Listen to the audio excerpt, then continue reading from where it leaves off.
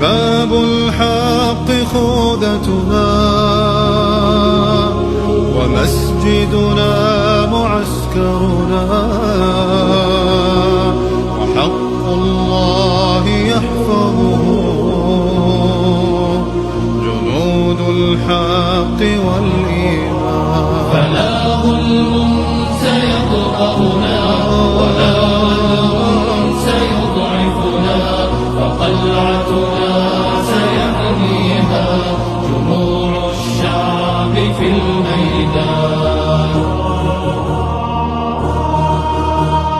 قم فإن الله لا يرضى بأن تحيا ذليلا، واحمل الرايات حرا واحتمل حملا ثقيلا.